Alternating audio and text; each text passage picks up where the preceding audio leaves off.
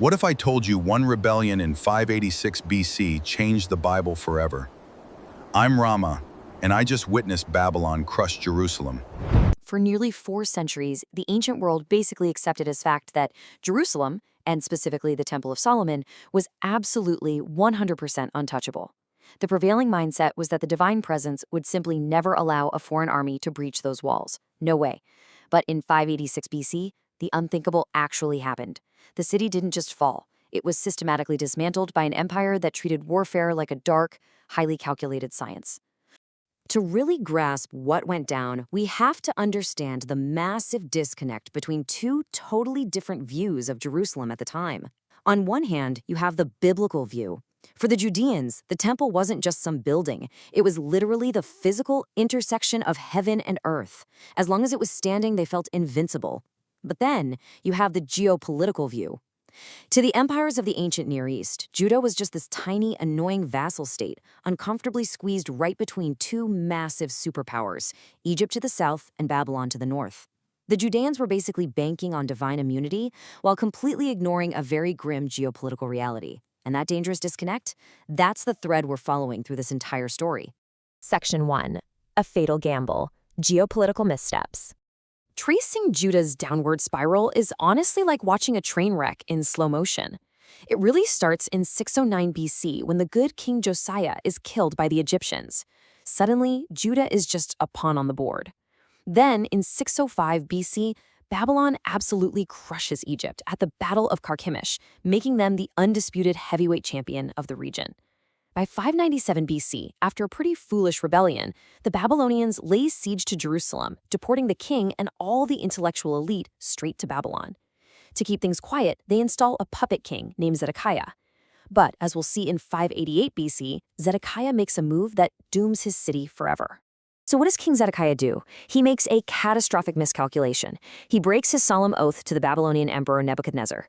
Pressed by his nationalist advisors and banking on, frankly, empty promises of military backup from the Egyptian pharaoh Opris, he just stops paying tribute.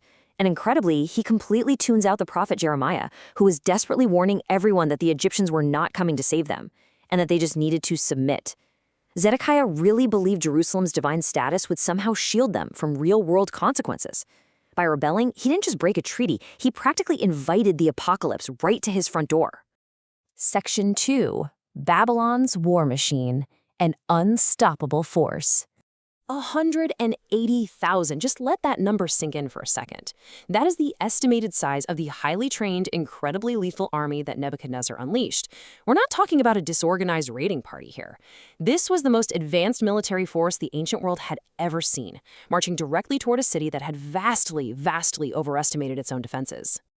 You see, the Babylonians were absolute masters of siege engineering. They countered Judea's belief in divine invincibility with cold, hard military science. Step 1, they roll out these mobile siege towers, towering over 20 meters high, which allowed their archers to shoot straight down into the city streets. Step 2, they bring in massive iron-reinforced battering rams, suspended by heavy chains that could literally shatter solid gate doors. And Step 3, pure psychological terror. The blinding glare of their bronze armor and the deafening rhythmic pounding of their war machines, that was all specifically designed to break the enemy's mind long before breaking their walls. Nebuchadnezzar didn't storm the walls. He built an iron ring and let starvation do the work for 30 months. Section 3, 30 Months of Hell, the Brutal Siege. Nebuchadnezzar decides to use a terrifying tactic called circumvallation. Basically, this means the attacking army builds its own continuous wall right around the besieged city. He knew Jerusalem was perched on these steep hills, which makes a direct frontal assault incredibly costly. So he doesn't bother. He just puts a ring of iron around the whole thing. No one gets out, no food gets in. He effectively turned the supposedly untouchable city of God into a massive, suffocating prison. Over the course of this 30-month siege, the descent into horror is rapid. In month 1, the city is trapped, sure, but they still have water cisterns and grain reserves. Fast forward to month 15, and the economy has entirely collapsed. Total hyperinflation takes over. I mean, think about it. What good is a palace full of gold when you can't eat it? A piece of moldy bread suddenly becomes worth more than a massive estate. And by month 30, Society has completely melted down. The class divide between the rich and the poor just vanishes because everyone is equally starving to death. Mothers boiled their own children. Food worth more than gold, and gold became worthless. Jerusalem devoured itself. It gets incredibly dark. This brings us to one of the most chilling quotes from the primary sources, specifically from the Book of Lamentations. "The hands of compassionate women have boiled their own children."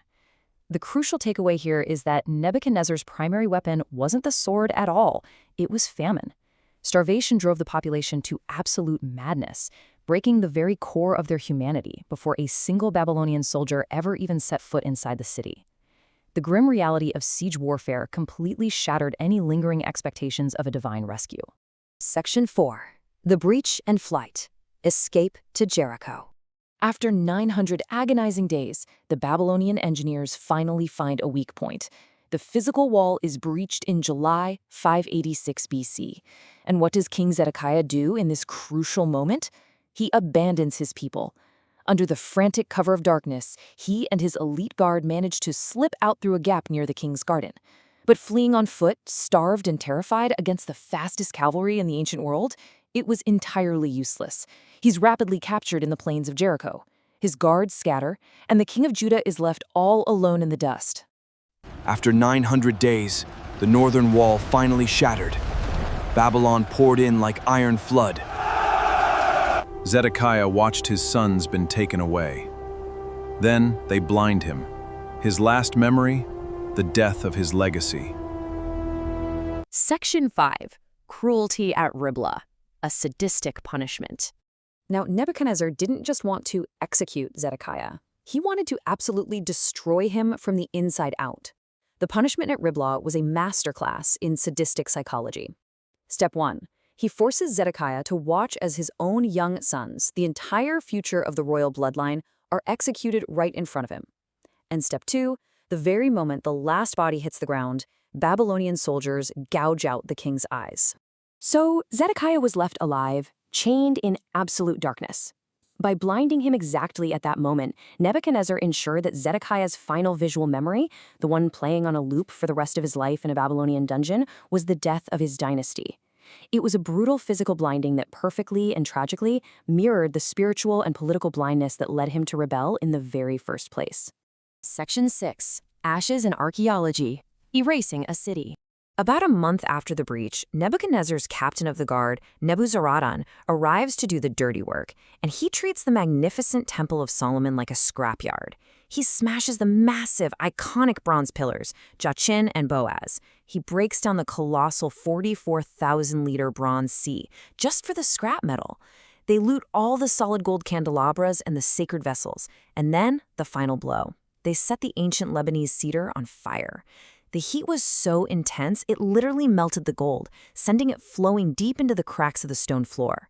The 400-year-old center of the Judean universe, the supposed impenetrable fortress of God, was systematically reduced to smoke and ash. On the 9th of Av, the temple burned. Limestone shattered. Everything seemed lost. They executed the royalty, priests, and elites. 8,000 of the best minds were taken to Babylon.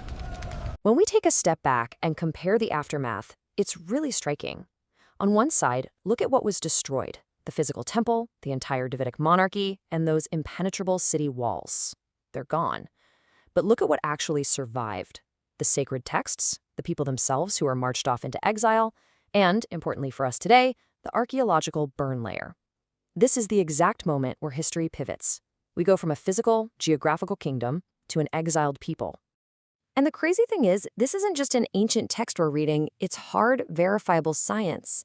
If you dig in Jerusalem today, archaeologists consistently find what they call the Babylonian destruction layer. It's this dark, chemical band of soot and ash right there in the earth. Inside it, they find carbonized wood from the intense heat and distinctively Scythian-style bronze arrowheads, the exact type used by Nebuchadnezzar's army. It is a perfectly preserved crime scene that completely validates the sheer ferocity of that 586 BC destruction.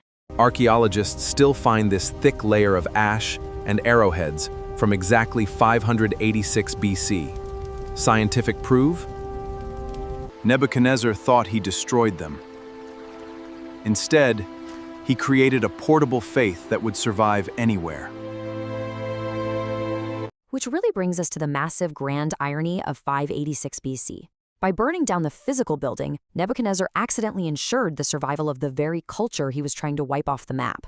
Because without a physical temple for sacrifices, the exiled people had to adapt. They shifted their entire focus to the study of the sacred texts, the Torah, and the community gathering space, the synagogue. This horrific destruction basically births a portable, text-based faith that could survive anywhere in the world. So, I want to leave you with this provocative question to chew on. How does a civilization lose its most sacred, supposedly untouchable physical center, yet emerge with an identity that outlasts the very empire that burned it to the ground? It's an incredible testament to human resilience. And honestly, it's a profound reminder that sometimes the destruction of what we think is our foundation is exactly what forces us to build something indestructible.